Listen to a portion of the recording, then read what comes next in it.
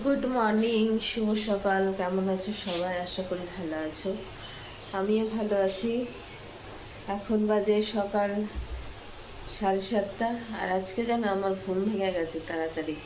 7:30টায় ঘুম ভেঙে গেছে। শুয়েছি লেট করে, রাত্রেবেলা ঘুম আসছিল না, গরম লাগছিল, শরীরের মধ্যে অস্বস্তিকর লাগছিল, তাও সকালবেলা উঠে গেলাম। আর বাড়ি থাকলে রাত্রেবেলা যদি ঘুম না আসে তাহলে সকালে উঠতে পারি না। কেন বলো তো? রিজনটা কি? রিজন হচ্ছে এটাই যে এখানে জানলা টাল্লা খুললে আলো আসে, আর আমার ঘরটায় কোনো আলো নেই। আর আলো চোখে না পড়লে কি ঘুম ভাঙে বলো? আমার ঘরটা একটু গুমসুম মতো, না কোনো আলো হাওয়া বাতাস বাইরের কিছু পাওয়া যায় না, যার জন্য ঘুম ভাঙে না। আর এখানে আলো বাতাস যেহেতু আমি মানে চোখ খুললেই আলো পড়েছে, আমার ঘুমটা ভেঙে গেছে। তো তোমরা যারা আমার ভিডিও দেখেছো আগের দিনে তারা তো জানো আমি মেয়ের বাড়িতে আছি। আর আজকে হচ্ছে বারে কী বার? সোনামা আজকে কী বার রে? রবিবার। আজকে বারে রবিবার। তো এখন হচ্ছে অনেক কাজ রয়েছে। সোনামা তো বাড়িতে থাকতে পারে না, ও তো মানে করে দোকান সামলায়, সব কিছু সামলিয়ে ও বাড়ি ঘর রুমে থাকতেই পারে না। তো এখন প্রচুর কাজ। দেখো রান্নাঘরের অবস্থা, এখানে রান্নাবান্না করে খাওয়া দাওয়া করে, কিন্তু এই বাড়িতে থাকে না খুব বেশি। রান্নাটা হয়, খাওয়াটা হয়, মালপত্র বেশি থাকে। এত জামা কাপড় সব ঢিবি মেরেছে, এগুলো কেচে দিতে হবে, এসব সব পরিষ্কার করতে হবে। প্রথমে আগে এগুলো পরিষ্কার করে নিই, তারপরে দেখছি এক এক করে কি করা যায়। তো আমি তো স্ট্যান্ড নিয়ে আসিনি, তো কাজ করতে করতে যতটুকু পারি তোমাদের সঙ্গে শেয়ার করবো, আর না পারলে করতে পারবো না। ঠিক আছে, তো ফুল ভিডিওটা দেখতে থাকো। আগে কাজগুলো গুছিয়ে নিই, ঘরের প্রচণ্ড দুর্গন্ধ বেরোচ্ছে, গুছিয়ে গেছি তারপরে তোমাদের সঙ্গে আসছি। বন্ধুরা, সকালবেলা চাটা বসিয়ে দিলাম, কারণ চায়ের নেশা আমার। চা না খেলে আমি কাজেই হাত দিতে পারবো না। চাটা হচ্ছে আমার মাস্ট, আর চাটা আমার খেতেই হবে।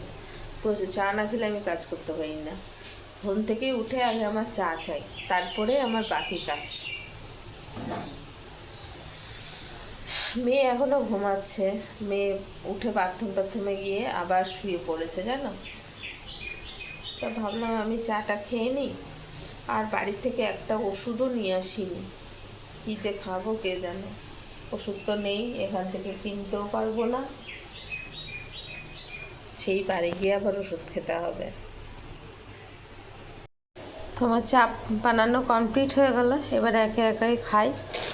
আর সোনামা তো ঘুমাচ্ছে, এতটা চা বেশি থাকলো, এটা পরে খেয়ে নেবো। সোনামা তো চা খায় না, এটা পরে খেয়ে নেবো আমি। বাবা দেখো, সারা ঘর পেটি, শুধু অন্ধকার এই ঘরটায়। এখানে বসেই খাবো।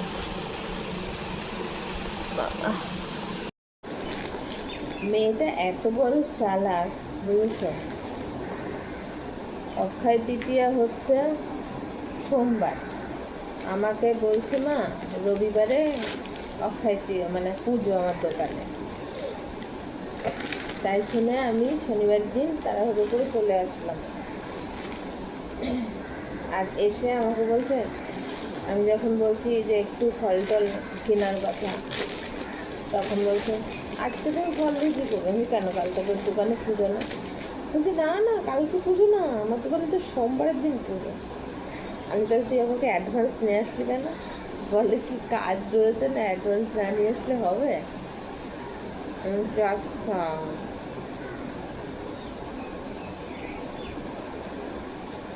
আর বুঝতে পারছো তাহলে ছেলে মেয়ে আমার থেকেও 4 ডবল চালা। আসলেও পারে না, একা হাতে সব কিছু, দোকান সামলানো, ঘর সামলানো, রান্না বান্না করা খুব কষ্ট হয়ে যায়। ও ও যে করছে এটাই তো মানে আমি স্বপ্নেও আশা করতে পারি না যে ও এত কষ্ট করবে।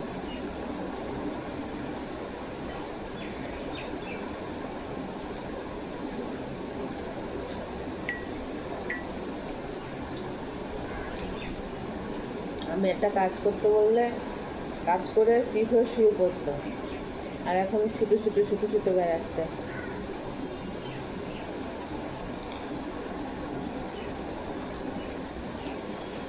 দিয়ে একটু বিশ্বাস করা শেখ, বুঝেছিস? আমি বিশ্বাসের বজায় রাখতেও জানি। যাই না, চিনি বল, চিনি বল, চিনি বল, স্যার উড়ে আসবি না। ওই যে মিমি দেখাচ্ছ, এই যে চিনি দেখাচ্ছ তোমরা, দুটোই বদমাইশ। এটা কালকে বদমাইশি করেছে, তশক নষ্ট করে দিয়েছে। তো এখন হচ্ছে আমাদের সকালবেলা চাউমিন সোনামা বানালো। এই যে হচ্ছে অরূপ বসে গেছে চাউমিন নিয়ে খেতে। বাবা হাঁটা কত বড় করেছিস রে। তো অনেক দিন পর আমরা চাউমিন খাবো। এই যে আমার প্লেট, আমিও খাই না, বাড়িতে বানানো হয় না, তা সোনামা আজকে বানিয়েছে, হ্যাঁ না? হ্যাঁ, রান্নাঘরটা কি সুন্দর পরিষ্কার করে রেখেছিলাম, আর জননী রান্না করে এই যে ছড়িয়ে রেখেছে আবার। এই যে দেখো, চাউমিন বানালো, এখন বানিয়ে ছড়িয়ে রেখেছে। কি সুন্দর পরিষ্কার করেছিলাম, তোমাদের দেখানো হয়নি।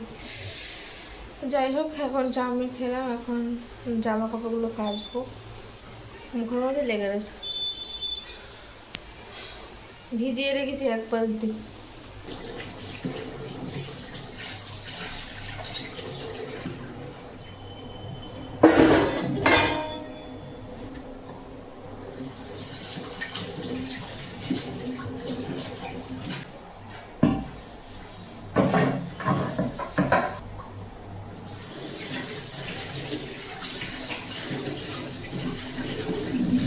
এই এক বালতি ভিজিয়েছি, এই কটা কেচে মেলে দিই, তারপরে আর কটা চুবাবো। এগুলো সব গরম জলে দিতে হবে, গরম জলে না দিলে পরিষ্কার হবে না।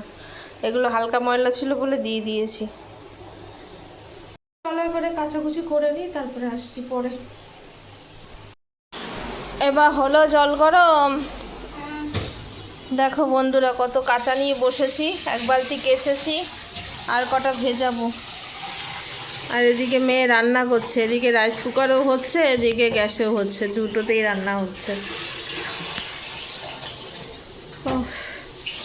সোনামা কি রান্না করবি বাবা আজকে? একটু বন্ধুদের বল। পোস্ত বাটা না পোস্ত? আলু পোস্ত, ঝিঙে পোস্ত, ঝিঙে পোস্ত আর চিকেন। ঝিঙে আলু পোস্ত বাবা ভালোবাসতো।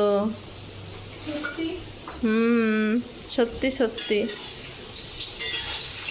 তো এখন বাজে প্রায় 12:30, আর এখন এই দেখো এইগুলো নিয়ে বসেছি, জল গরম বসিয়েছি কাচার জন্য। জল দেব, হ্যাঁ আর একটু হোক, দুটো বালতিতে তো দিতে হবে, না দিলে হবে কি করে। আর আজকে সোনামার দোকানে যায়নি, কালকে পুজো আছে, আজকে সব গোছাগুছি হবে, বুঝতে পারছো? এর জন্য হচ্ছে কালকে সকালবেলা পুজো, ব্রাহ্মণকে ফোন করলো, সকালে পুজো, তো এর জন্য আজকে ঘরের কাজগুলো সব মোটামুটি কিছুটা কমপ্লিট করতে হবে। আর একবারে তো এত কাচতে পারবো না, অল্প অল্প করে দেব।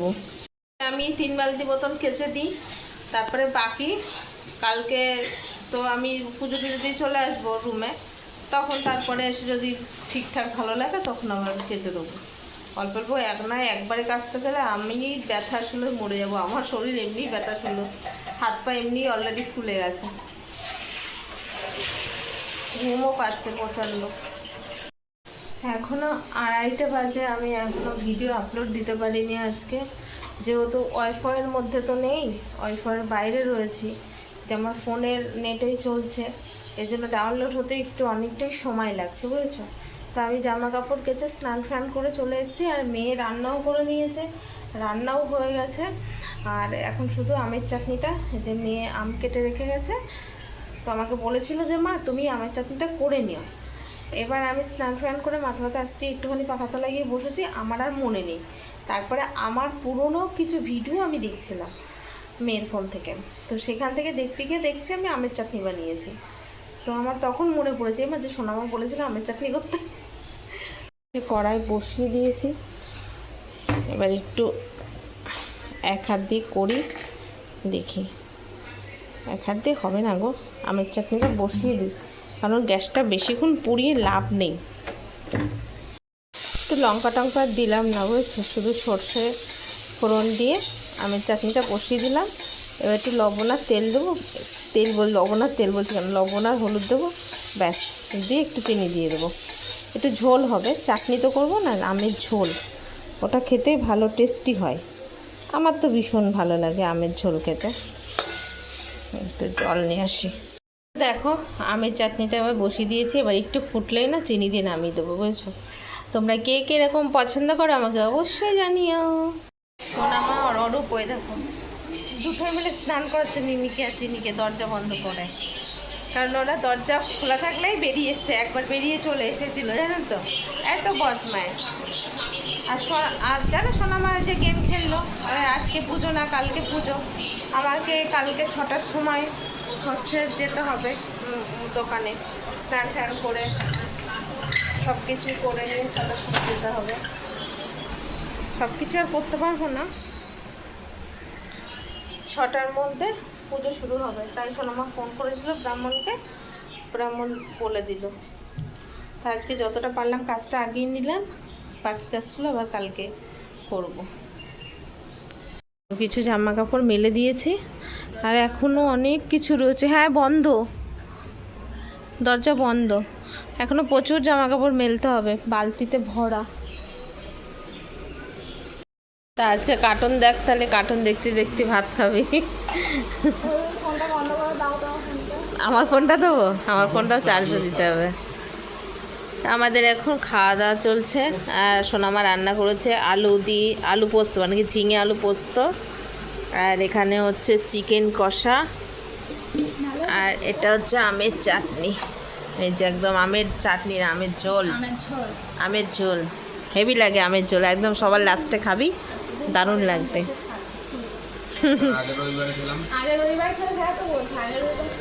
ভাতটা অনেক শক্ত, ভাতটা যদি আরেকটু হতো ভালো হতো। আমি নিতে গিয়ে দেখছি ভাতটা শক্ত।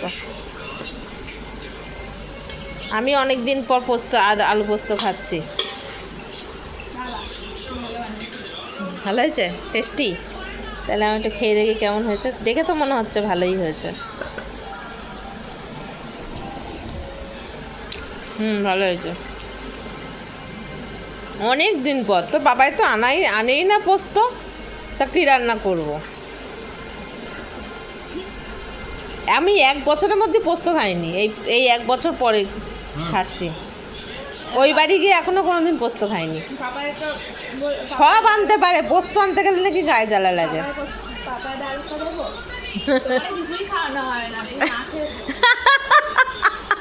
ওটাই বলে বল, যেটা খাইনি যেটা বলছি, সেদিনও তো বললাম পোস্ত খাইনি।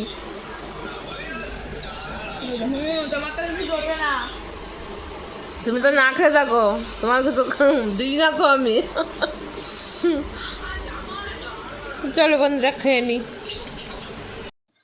দুপুরে আমরা খাওয়া দাওয়া করে প্রায় 1-2 ঘন্টা মতন একটু রেস্ট করে তারপরে আবার 6টার দিকে আমরা বেরিয়ে গেলাম বাজার করতে, যেহেতু কালকে সোনামা দোকানে পুজো করবে, অক্ষয় তৃতীয়া আছে। অক্ষয় তৃতীয়া না 2 দিন আছে, আমরা সেটা জানতাম না, মানে রবিবারে লেগেছে প্রায় ওই 1টা-1:30টা নাগাদ, আর হচ্ছে পরের দিনও আছে। তো আমি তখন বললাম যে ছাড়, আজকে করা দরকার নেই, কালকেই করবি। তো এখানে আমরা চলে আসলাম ঠাকুর নিতে। সোনামার ঠাকুর কিনতে গিয়ে পুরো নাজেহাল করে দিয়েছে। ওর ঠাকুর কোনো রকম পছন্দই হচ্ছে না, ও যে কোনো পুজোর জিনিস কিনছে সেইগুলোতেই ও পুরো খুঁত ধরে ধরে কিনছে, মানে এত খুঁত, আমার মেয়ের যে এত খুঁত আমি জীবনেও জানি না। সেই 6টার সময় বেরিয়েছিলাম বাজারে, আসলাম ঘরে তখন 11:15 বাজে। খাওয়া দাওয়া করেছি, করে এখন এই শুয়ে পড়বো, শরীর আর চলছে না, শরীরটা হঠাৎ খারাপ হয়ে গেল, হাত পা ফুলে প্রচণ্ড যন্ত্রণা করছে হাতে পায়ে।